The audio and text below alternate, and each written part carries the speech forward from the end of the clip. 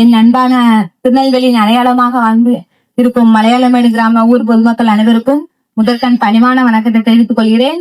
நான் உங்கள் அன்பு சகோதரி, உங்கள் வீட்டு பிள்ளை நந்தினி மல்லத்தி.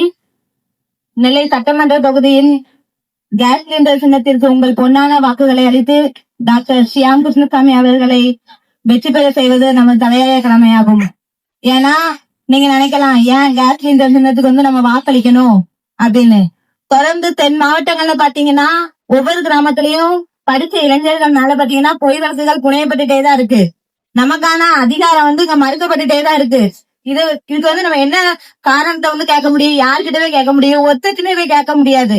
நம்ம கிட்ட அரசியல் அதிகாரம் அப்படிங்கிற ஒண்ணு இல்லாம இருக்கிறதுனாலதான் நம்ம இந்த நிலைமையில இருந்துகிட்டு இருக்கோம். அப்போ நமக்குன்னு குரல் கொடுக்கறதுக்கு சட்டசபைக்கு ஒரு ஆள் வேணும் அப்படின்னா அதுக்கு சரியான ஆள் பாத்தீங்கன்னா டாக்டர் ஷியாம் கிருஷ்ணசாமி அவர்கள் மட்டும்தான். ஏன் அப்படின்னா ஒரு 10-15 வருஷத்துக்கு முன்னாடி வரைக்கும் நம்ம இளைஞர்கள் மேல பொய் வழக்குகள் புனையப்படும் பொழுது நமக்காக சட்டசபையில குரல் கொடுத்த ஒரே ஒரு ஆள் யாருன்னு பாத்தீங்கன்னா டாக்டர் கிருஷ்ணசாமி அவர்கள் மட்டும்தான். அதனால அவங்களுக்கு நம்ம ஓட்டு போட்டா மட்டும்தான் நம்ம அவங்க கிட்ட உரிமையோட எதனாலுமே கேட்க முடியும்.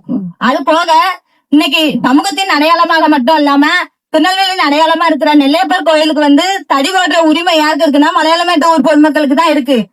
ஆனா இது ஒரு பெரிய விஷயம் கிடையாது. இந்த தடி போடுற விஷயத்தையும் தாண்டி அப்ப கோயில் நிர்வாகிகளும் அரசு அதிகாரிகளும் என்ன பண்ணாங்கன்னா நம்ம ஊர் குடும்பங்களை நேர்லயே பரிவட்டம் கட்டி முதல் மரியாதை செலுத்தி இங்க இருந்து மேலகாலத்தோடு அழைச்சிட்டு போய் நம்ம தொட்டாதான் தேர் ஓடும் அப்படிங்கிற நிலைமை இருந்துச்சு. ஆனா இன்னைக்கு அந்த நிலைமைகள்லாம் மறந்து போயிட்டு நம்ம இளைஞர்களுக்கும் சரி ஊர் பொதுமக்களுக்கும் மறந்து போச்சு. இன்னும் வருங்காலங்கள்ல பாத்தீங்கன்னா தடி போடுற உரிமையுமே நம்ம கிட்ட இருந்து மறுக்கப்படுற சூழ்ச்சி வேலைகள் நடந்துகிட்டு இருக்கு. அது திராவிட கட்சிகள் ரொம்ப தெளிவா பண்ணிக்கிட்டு இருக்காங்க.